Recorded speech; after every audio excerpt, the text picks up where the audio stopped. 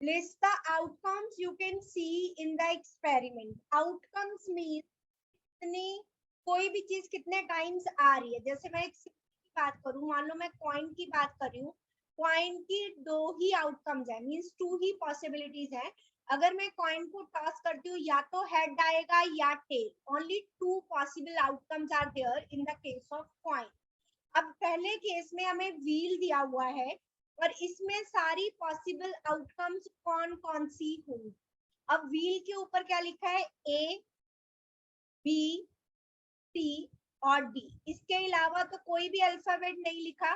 तो these four are the possible outcomes in the case of B, जहां पे हमें ए बी सी डी ही मेंशन है. अब ए यहाँ पे दो बार लिखा है, लेकिन आउटकम में तो ये एक ही बार गिना जाएगा. इसको हम आउटकम में दो बार नहीं लिखेंगे. जब हमें इसकी प्रोबेबिलिटी फाइंड करनी होगी, मान लो मुझे पूछा what is the probability of getting A when we spin a wheel. अगर मैं व्हील को रोटेट करती हूँ, स्पिन करती हूँ, तो ए आने की पॉसिबिलिटीज कितनी है. अब 1 2 3 4 5 पार्ट्स में डिवाइड हुआ है. That is total number of outcomes 5. और ए कितनी बार आ रहा है इसमें, दो बार. So probability of getting A is 2/5. 5 में से दो बार मैक्सिमम ए आ सकता है. This is the possibility, that is the probability of coming A. And what is the probability of getting B by spinning a wheel? B एक ही बार आ रहा है, so probability will be 1/5. Now हमें सिर्फ outcomes लिखनी थी, probability नहीं लिखनी थी, सिर्फ हमें outcomes लिखने इस केस में. Next is tossing two coins together. अगर मैं एक कॉइन को टॉस करती हूँ, मानो this is the first coin जिसको मैंने टॉस किया, या तो उस पे हेड आएगा या टेल. अब मैंने ले लिया सेकंड कॉइन. अब इसको टॉस करेंगे. कॉइन की तो दो ही पॉसिबिलिटी है, हेड एंड टेल. लेकिन यहाँ लिखे टॉसिंग टू कॉइन्स टुगेदर, तो आउटकम्स क्या हो जाए. जब मैंने दोनों कॉइन्स को टॉस किया, मान लो पहला कॉइन, मैंने दो कॉइन एक साथ फेंके, पहले पे हेड आ गया, दूसरे पे टेल आ गया. सेकंड पॉसिबिलिटी हो सकती है पहले पे टेल आया, दूसरे पे हेड आया.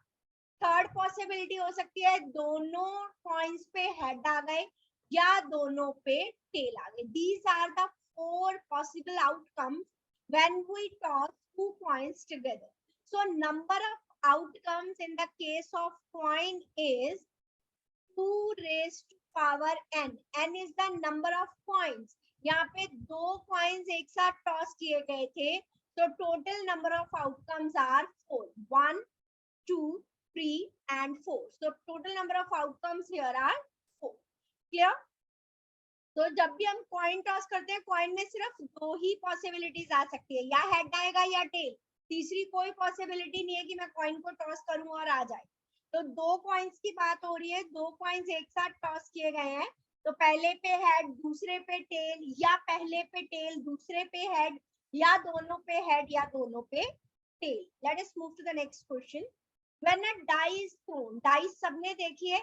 डाइस के केस में what are the possible outcomes. आप लूडो खेलते हो, स्नेक एंड लैडर खेलते हो, डाइस यूज करते हो, बिजनेस गेम खेलते हो, उसमें भी डाइस यूज करते हो. So possible outcomes are 1 2 3 4 5 6. Dice में 1 से लेके 6 तक नंबर लिखे होते हैं, डॉट्स बने होते हैं, नंबर्स लिखने की बजाय डॉट्स बने होते हैं. और जो ऑपोजिट फेसेस होते हैं उनका सम डाइस पे हमेशा 7 होता है. मींस 1 के ऑपोजिट फेस जो होगा 6 होगा, 5 का ऑपोजिट फेस 2 होगा, 3 का ऑपोजिट फेस 4 होगा. जब आप डाइस को रोल करते हो, तो इन 6 के अलावा क्या कोई और पॉसिबिलिटी है? नो, क्योंकि डाइस पे और कोई डॉट्स ही नहीं है. अगर ये डाइस है आपके पास क्यूबॉइड शेप की, सॉरी क्यूब शेप की, dice is in the cube form, तो या तो यहाँ पे 1 डॉट है, 1 के बैक वाले पे 6 डॉट है, इस तरह से डॉट्स बने होते हैं डाइस पे. तो 1 से लेके 6 तक नंबर्स आ सकते हैं डाइस पे. उसके अलावा we don't have any possibility जो कि डाइस को रोल करने पे आए. So first part is getting a prime number. तो क्या आउटकम हो सकती है अगर मुझे प्राइम नंबर मिले? So what are the prime numbers from 1 to 6? So prime numbers are 2 3 and 5. तो फर्स्ट केस में पॉसिबल आउटकम्स हो सकती है 2 3 and 5. सो फर्स्ट के बी पार्ट में नॉट अ प्राइम नंबर, जो प्राइम नंबर नहीं है 1, 4 and 5, these are the possible outcomes. Second का ए पार्ट है कि getting a number greater than 5, 5 से बड़ा डाइस पे एक ही नंबर है, that is 6. Number not greater than 5, 5 से बड़ा ना हो, सो 1 2 3 4 5. हमें ये भी नहीं कहा कि इक्वल हो या नहीं हो, हमें सिर्फ कहा है 5 से बड़ा ना हो, और 5 5 से बड़ा तो नहीं है, इक्वल है. सो 1 2 3 4 5.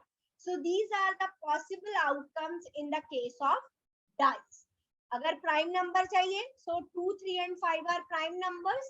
Not a prime number, sorry, 1 4 and 6, मैंने गलती से यहाँ पे 5 लिख दिया. 1 4 and 6, these are not prime numbers. 6 is the number which is greater than 5.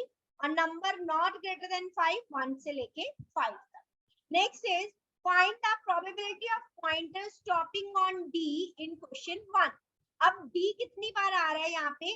1 time, and total outcome. Let us move to the next question. The probability of a pointer stopping on D in question 1A. So D पे कितनी बार pointer आएगा? D यहाँ पे एक ही बार आ रहा है, and total number of outcomes are 1 2 3 4 and 5. तो D पे कितनी बार पॉइंटर आएगा? एक ही बार, क्योंकि D एक ही बार आ रहा है 5 में से. तो probability of coming D is 1 by 5. Probability of getting an ace from a well shuffled deck of 52 cards. सबसे पहले हम कार्ड्स के बारे में बात करें. 52 कार्ड्स होते हैं और इसमें 4 सूट्स होते हैं. कौन कौन से होते हैं? Diamond, heart, club and spade. ठीक है. कौन सी शेप होती है? So club is like this, spade is like this, heart, and this is diamond. हर सूट में 13 cards are there, and diamond and heart, these are red in color. Club and spade, these are black in color. Now अब हर suit में 13 cards तो होते हैं, लेकिन कौन कौन से? A 2 3 so on up to 10, then J, that is for 11, Q for 12, queen, and K king, that is for 13. So 1 से लेके 13 cards होते हैं. Now what do we want to find? Probability of getting an ace. अगर हम 52 cards में देखें तो ace कितने number of times आ रहा है? इसमें भी एक ace होगा, इसमें भी एक ace होगा, इसमें भी और इसमें भी. So 4 ace are there out of 52 cards. So probability of getting an ace is 1 by 13. Probability of getting a red apple. So what is the total number of outcomes? हमें पता है probability is number of favorable outcomes upon total number of outcomes. So red कितनी बार आ रहा है? 1 2 3 4. 4 times red is coming, that is number of favorable outcomes, and total outcomes are 3 3 6 and 1 7. So probability of getting red apple is 4 by 7. जो card से related है ये आपको याद रहना चाहिए, क्योंकि इससे रिलेटेड क्वेश्चन हमारी नेक्स्ट क्लास में भी आएंगे.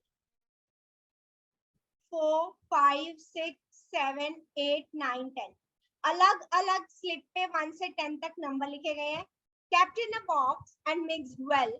One slip is chosen from the box without looking into it. What is the probability of getting a number 6? So total numbers are 7. So what is the probability of getting a number 6? Total numbers are 10 और 6 कितनी बार आ रहा है इन 10 में से? सिर्फ एक बार. So probability of getting a 6 is 1 by 10. Second is probability of getting a number less than 6. अब 6 से छोटे नंबर कितने हैं? 1 2 3 4 5. 5 numbers are there which are less than 6. So probability is 5 by 10. आप यहाँ पे 6 से छोटे नंबर लिख सकते हो. ये 5 नंबर है, तो 5 upon 10, that is 1 by 2. Probability of getting a number greater than 6. Getting a number greater than 6. 6 से बड़े नंबर कितने हैं? 7, 8, 9, 10. 4 numbers are there which are greater than 6. 2 2s are 4, 2 5s are 10. Now probability of getting a one digit number. Getting a one digit number. So one digit number कौन से हैं? 1 से लेके 9 तक. So हमारे पास probability आ गई 9/10. Only 10 is a two digit number. All other numbers are one digit. So probability of getting a one digit number is 9/10. Let us move to the next question. If you have a spinning wheel with 3 green sectors, so let us write first total number of outcomes क्या हो सकती हैं. अगर आपको एक wheel spin करना है, उसमें 3 जो सेक्टर है ग्रीन है, 1 sector is blue and 1 sector is red. मतलब 3, 4 एंड 5 व्हील को आपने 5 पार्ट्स में डिवाइड किया है. मान लो ये हमने 5 पार्ट्स में डिवाइड कर दिया. 3 सेक्टर ग्रीन है और एक ब्लू एक red.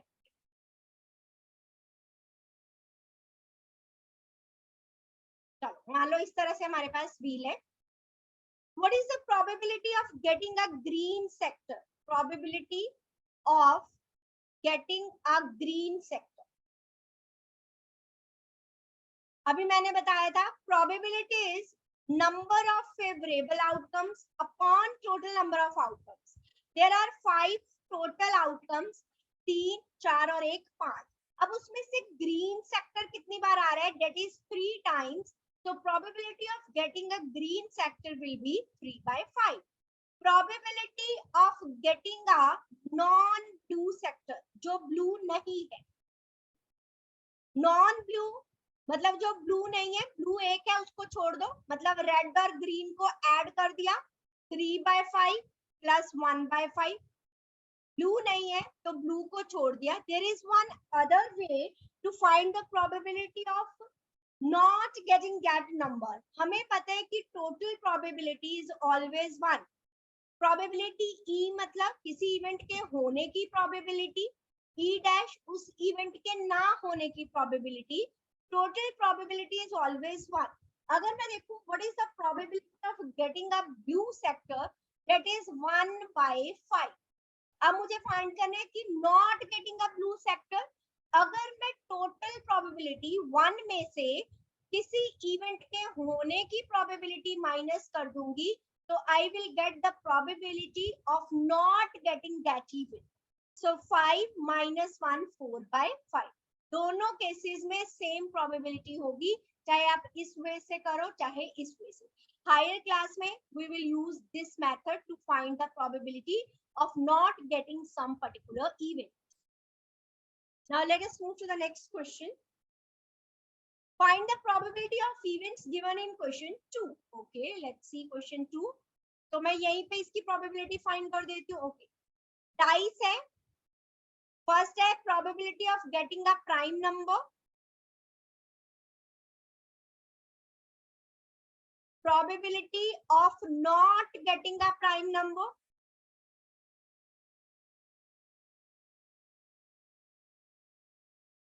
And next is probability of number greater than 5. Probability of number greater than 5. Probability of number not greater than 5. Case given was dice. So total outcomes dice के case में 6. 1, 2, 3, 4, 5, 6. Okay. Now probability of getting prime number. Prime numbers are 2, 3 and 5. 3 prime numbers are there. So probability is 3/6. Not getting a prime number. कौन से prime number नहीं है? 1, 4 and 6. That is again 3/6. So probability we get as 1/2. Number greater than 5. 5 से बड़ा एक ही number है 6. So probability of getting a number greater than 5 is 1/6. Not greater than 5. So 1, 2, 3, 4, 5 are the numbers which are not greater than 5. So probability is 5/6. तो आपको formula याद रखना है हमेशा, किसी भी इवेंट के होने की probability that is number of favourable outcomes जो आ सकती हैं divided by total number of outcomes. So this is